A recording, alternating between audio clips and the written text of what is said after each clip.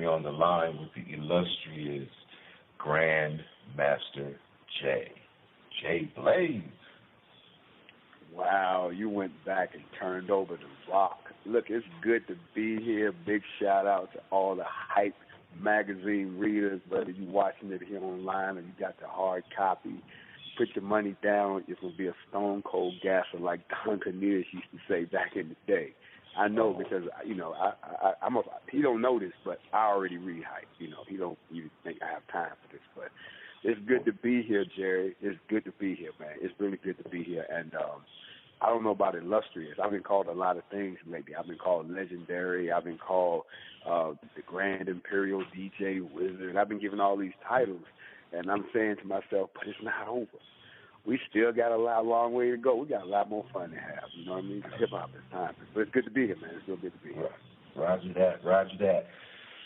For those who are unfortunate enough not to know who GrandMaster J is, give us the rundown, man. Who is GrandMaster J and where you from? Go. How much tape you got? How much tape you got, Jerry? Oh, man, I can run. This could be a 3-hour interview. It's okay. I remember when me and Davey D from out on the West Coast sat down, and it ended up being a series on his website. It was so deep. But just to keep the conciseness of it, a lot of folks, when they hear my name, and today in today's society, let me say this before we get started, is that for all the people that's listening, that branding yourself and getting it out there in front of people is the number one priority you have if you keep calling yourself successful, because your brand must stay in front of the people. So I've been around the world, and I can say my name, and people go, oh, yeah, I know that, I know that. That's my brand, and it's out there. Irregardless of what I do, I've got my brand out there. But before any of that, let me go on back to the beginning. My name is GrandMaster J. I've been in the game since 1977. I know a lot of people are like, my God. I mean, yes, that will put me somewhere in the 36, 37-year range of hip-hop. I mean, that's how long I've been doing hip-hop. I've been here since the beginning. I was there before. It's interesting you asked that. I'm going to answer your question, but I'm going to tell a story along the way. Is that cool, Jerry? Can I do that? Do that? Okay, so a lot of folks, we say hip-hop, because I say I was there from the beginning of hip-hop, then they think I'm talking about, like, the beginning when Sugar Hill did Rapper's Delight, or when Fatback Band did King Tim III, right? They think that's when it started. They said, well, once they put hip-hop on records, it might have been a couple of cats doing something before that, but that's when it started. No. People don't understand that there's a full 10 years before that, where hip-hop already had a life, had a culture. It's like young cats saying Run DMC was old school. I remember when Run DMC was the new school. There was the young boys coming up making a new sound. You understand what I'm saying? Mm-hmm. I come from the era prior to y'all ever hearing it on vinyl. I come from that era. Wow. And back in those days, you're talking about the growth or the birth of what would explode upon America to become known as what we now call hip-hop, Right. But if you go back and you can talk to any of the old school guards that we're still fortunate to have with us, If you talk to any member of the Cold Crush Brothers that's left, anybody from Mastodon Committee or the Funky 4+1, or even if you could find anybody who even knew a Grand Wizard Theodore, ran with the Fantastic Romantic Five, you know what I'm saying? Chief Rocker, Busy B, Africa Bambaataa, any of those, they still here. If you talk to them, they'll tell you about this era that we vaguely hear about. You know what I'm saying? But yet we are the foundation and the basis of everything that's done today. Most people don't even realize that Grandmaster Flash and Flash to the Beat, they were harmonizing the hip-hop acts 10 years before Belle Biv DeVoe did it. That was a regular part of the show. So Grandmaster J came out of that school of original DJs and MCs out of New York. Okay? And now I'm going ahead and accelerate that, but I had to let you know that that's where I come from. Trained by Flash, ran with Theodore, witnessed a lot of the seminal hip-hop events that people talk about. When you talk about the battle between Cold Crush and Fantastic Five, I was there. I saw it. I was in Harlem World that night. You understand what I'm saying? Leather bomber and all. Saw it. Wow. Didn't hear about it. Saw it. Okay? Wow. The battle between Busy B. When Busy B walked in and did his whole routine. And then Mo D walked in and destroyed him. Because Mo D said, I wasn't here, but I can tell you what he did. And it went just like this. And did the nigga stuff exactly as he did. And then said, and this is what I came to say, and crushed him. I was there. Wow. I've been present at most of the seminal events in hip hop for the last 50 years. Madison Square Garden, when the stage collapsed. Heard about that. Bad Boy Party. See, heard about it. Was there. Saw it. Mm-hmm. Here's something. Was there the night that Russell Simmons unveiled to a room about his creation of a new record label called Def Jam. 1984, Richmond, Virginia. Wow. You see what I'm saying? I've been there. I've done all that. But as someone who has evolved in hip-hop, two things happened. I became very popular at a young age when hip-hop was young. Mm-hmm. When it was young, when we were innovative. But I also watched it grow into big business, and so did I. You know, I got my first record deal in 1981 from Sylvia Robinson from Sugar Hill Records. I was 16. I had no idea what I was stepping into. Wow. I was turned on to her by Angie Stone. Angie Stone, for y'all who don't know, used to be Cheryl the Pearl of the rap group Blonde of the Sequence. Yeah, what? Whoa, no, run that back. Rewind, selector. Most people don't. I say it again for everybody who don't know. Let me show you how you reinvent yourself. Okay? Do your history. And she says it in her show. For my real old school heads, Angie Stone is Angie B from the Sequence. Whoa. Gon' funk you right on up. Gon' funk you right on up. That's Angie B. Yeah, that's. Now let me tell you why that's personal to me, and why when I see Angie Stone, we have a moment on stage, and she hugs me, and I tell her, because of you, I'm in this, because she was the one who first noticed me. She saw me performing in a contest, and she said, "You know what? You weren't bad. I got somebody I want you to meet," and she introduced me to Sylvia Robinson. Wow. And I'll tell you how deep that goes. This was in the presence of the Sequence, the Treacherous Three. They were still together with DJ Easy Lee, the West Street Mob. This happened in front of all of them, and they all nodding at Sylvia like, the boy bad. Boy bad. You need to get with him. So now she's gone on and become now the R&B superstar that she is. She's a rapper, y'all. And that's my girl. Love her to death. Angie Stone. Okay. Angie B. That's Angie B. If you ever catch her concert, she even does a little bit of their stuff in the show. But that's God bless her. The queen of reinvention. Come on now. Come on. So anyway, so that's what started me in my career. And over the years, I mean, a lot of cats have come up to me and say, wait a minute, I know you as this or I know you as that. Let's go and clear a couple things up. First of all, I started off as a rapper. I was one of the first battle rappers there ever was. And we wasn't talking no ignorant freestyle. We used to actually come up with intricate stuff about you that we studied you, and then we bring it to the microphone and let the crowd be the judge. Don't hold no grudge. We did it for props. We did it for money. This is back in New York. Okay? That was how it started. But I couldn't find a DJ who could cut the breaks the way I envisioned them being cut. People said I was ahead of my time. So since I couldn't find nobody, I said, you know what, I'm going to learn myself.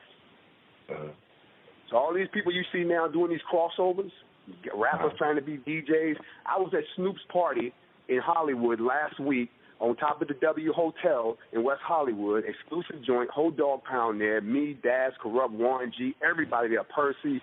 I'm there with Drummer Boy, Meal Ticket, all us there together, and Snoop's DJ. I couldn't believe it. I stood there like, on the turntable? Snoop DJ'd the party and turned it out.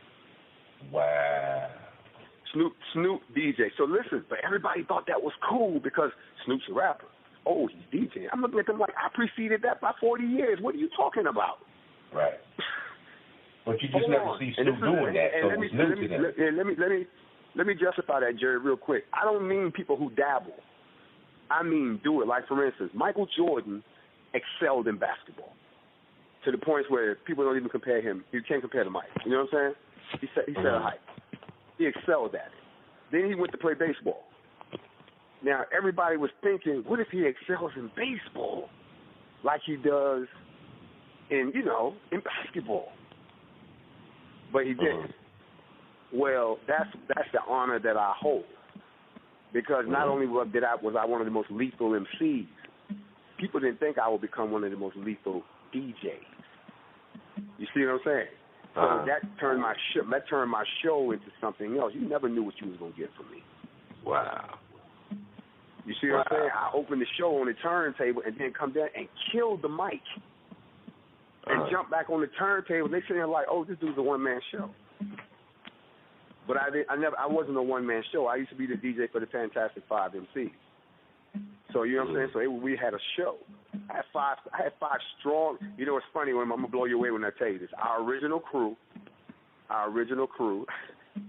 of the Fantastic Five MCs were actually comprised of people y'all know well today, because the actual name was the Devastating Three, or Cut Professor Barry B, and special guest Doug Fresh. Wow. That was our first crew. That's the crew, and you see what we did. We all broke apart and look at history. You got Dougie and Rick over here, and they still got Barry and Will with them. You know what I'm saying? God bless them. You know what I'm saying? Right? And then over here, if you look over here, you got my man Cool. Cool went on. Of course, me and Cool did Clear My Throat together. All right? So when you're and that's still ring off in clubs now, and we did that in '97, live in Club Gotham in Philly. You see what I'm saying? That's our hip hop, and we did that live. Okay, so you got to remember, I'm all facets of hip hop. So I've worked as the DJ. I've gone to the World Championships twice. You see what I'm saying? So I ain't play with the DJ. I realized, you know what? I can dominate in this too. Okay, and let me share this with all the listeners. I didn't give myself the name GrandMaster. I earned it. It was given to me by the streets of New York. The promoters told me I didn't have a choice anymore. When we book you, it's so much going on when we bring you, dude. The show you putting on, other DJs are paying to see you. Okay? Now that's the business right there. That's the business right there. Right. Other DJs are paying to see you. Right. And I'm talking about studying. But they grooving at the same time. You see what I'm saying? Right. Like I had one DJ say, I'm the DJ's DJ. You my DJ's DJ. I'm like, okay. But let's not forget, I'm an MC too. So I take my logical progression is into production. You see what I'm saying? Because I understand how that works now. So I mean, a lot of folks, who know a little bit about me, they know that like back when I was out on the Russell Simmons Def College tour, which to me was hip hop history to me that a lot of people slept on. When they put Wu-Tang, Def Squad, Onyx, DJ Enough out on the road, and they doing number colleges, and they got a Russell Simmons budget behind them, that was history. That was the year of How High. That's when Red and Meth had the How High joint out, and they closed every show with that. And it was like a rock concert. That was hip hop, raw hip hop. You know what I'm saying? That was back in that's 95. And then when we did Clear My Throat in '96, then Master Flex approached me, and somewhere around '97, and I got with him, and that's where y'all got the Yvette Michelle project, the I'm Not Feeling You joint. That's when Flex was putting out the Volume 1, Volume 2, Volume 3 joints. You know what I'm saying? So then I was real deep with that. Then that's how I got hooked up with RCA Loud and ended up touring with Mary J. and Wu-Tang, Dead Prez, Mobb Deep. You know what I'm saying? As their DJs. So, the progression kept going. I moved into radio. I had my own syndicated radio show, which was Groove Tracks Coast to Coast, which was out on the West Coast. It was interesting because it was an uncensored, commercial-free. This was back before satellite even got it together. We were already doing this. You know what I'm saying? And then somewhere around 2005, that's when I got into the trap scene, the Dirty South with Johnny Cabell, all the guys that hit after hit entertainment, Crime Mob, all that stuff. This is the beginning of the Dirty South sound, as y'all know it. You know what I'm saying? Lil Jon, all those guys. That was 2003, right? Yeah, right about 2003 we did this. Right. And so then that's how we ended up getting the deal with Universal. You know what I'm saying? Because now we open major doors. You know, we open major doors then. You know what I'm saying? And before I go on, let me go ahead and give a shout out, you know, to Fresh Family, Drum Squad DJs, my boy Drummer Boy. You know what I'm saying? Y'all know who Drummer Boy is. You know, Grammy Award winning. Also to my man Bad Boy Entertainment and Universal Artist Meal Ticket. You know what I'm saying? Because we working right now on what we talking about right now. What you and I talking about is going to end with them right now. So I got to get it. When we start talking MGD. And matter of fact, you know, it's a private joke between y'all who don't know, but see, we got a running joke that y'all know nothing about. Ain't that right, Saw? We got a running joke. We got a joke y'all know nothing about. You know, that's some big boy stuff for later. That's big boy stuff. So we're gonna take care of the lightweight stuff. You know, as you were, Saw, as you were. So you know, looking at how it's progressed, once I started getting into the trap sound, the Dirty South sound, it opened up a whole door of other people that I've never had worked with before. You know what I'm saying? Because over the years, it's been the traditional folks, you know, the traditional artists that we know in hip hop and so forth, you know, and like, for instance, when I work with Mobb Deep, when I work with Dead Prez, it's two different vibes. You know what I'm saying? But it's the same cats I know. You know what I'm saying? It's, you know, in this circuit, people don't understand the music industry is not that big. You know, and GrandMaster Jay may be a celebrity DJ one day, or he may be rhyming on or hosting a major concert the next day, or what's been going on this year is I may be doing a lot of public speaking. You know, I've been on a kind of a each one reach one and need to be one see one program for about 8 months now, and I've been speaking in a lot of cities and a lot of hip hop events that, you know, like a lot of young men don't know how to be men because they haven't seen one. You know what I'm saying? You know, they're big kids. You know, there's a lot of males, not a lot of men. You know what I'm saying? There's a lot of females, but not a lot of ladies. You know what I'm saying? And we have to do something about the blueprint. And music has such a powerful influence that, you know, to be honest, the bros got together, had a meeting, and we figured, you know what, young bros, y'all missed it. Y'all didn't get it. Y'all didn't get it. So we're gonna have to set the standard again. Y'all get to see it one more time. Okay, and y'all got it. Cool. Well, we know, so there's some things. There's some things like this. So myself, like Curtis Blow and myself led off the first series of these this year, and the response was, you know, you had young cats coming to us like, if somebody had talked to me like that 2-3 years ago, I wouldn't have a little baby. You know, something like that. And I'm sitting there like, well, you know, it took us a minute to realize. You know, J. Cole said it in his song. He said the older brothers left us, man. We angry.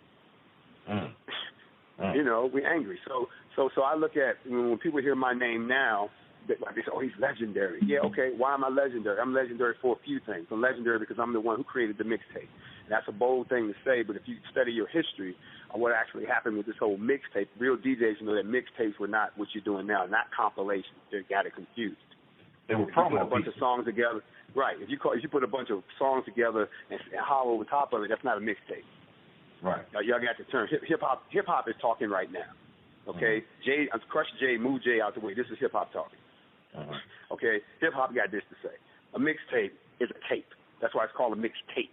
Okay, that's of a considerable length that displays a DJ's ability to take songs we know or don't know, who cares, and use his ability to entertain us. That's what a mixtape was. 30 minutes, 60 minutes, you just go. And it's got to be entertaining. Most of y'all attention deficit is short. Y'all can't listen to a mix more than 5 minutes. How you going to listen to a 60-minute tape? Okay, but we used to, right? Come on, Jared. You remember to get your tape, who's the local DJ that had the nicest tapes? You made sure you got his latest tapes. Oh, and you man. had them bumping in your ride. I'm from South Central, come on. So I used to promote music, so I would get them firsthand, you know, from the DJs. But we were swap meet babies. We were swap meet babies. Yeah, we would do Compton swap meet, Gardena swap meet. Or the free market, Yeah, man. Out there trunk of the car, somebody got him in his briefcase. You know what I'm saying? Or better yet, my man had a little stand up in the swap meet. He got a little stand, got a little, you know, pictures on the wall. Which one you want? Here you go. Which one you want? This is his latest right here. This Jay's latest right here. I used to know because I used to do them. But when we say mixtape, what we're talking about was, then there was those special tapes. Those were the tapes where the DJ went all out. It was a full-blown production. It was full-blown. It was like you want something that nobody could go and do. Okay? And when I won the World Supremacy Master Mix tournament back in 84, what they had us do at the end of that battle was they threw us for a loop. They said, okay, instead of letting y'all, we wasn't going to do it live, but we want y'all to be able to express your complete creativity, so we want y'all to submit a tape. And the tape got to be 30 minutes. And it can't be none of the stuff you've done up to this point in the battle. Fresh. Nothing. Got to be completely fresh. And this is for the championship. I'm thinking to myself, wow, okay. Now think about it. Like I said, we've been in this, at 84, I've been in this game over 13 years. So when I said, okay, I know what I'm going to do, and this was the concept that people, what I have credit for now, so people want to know.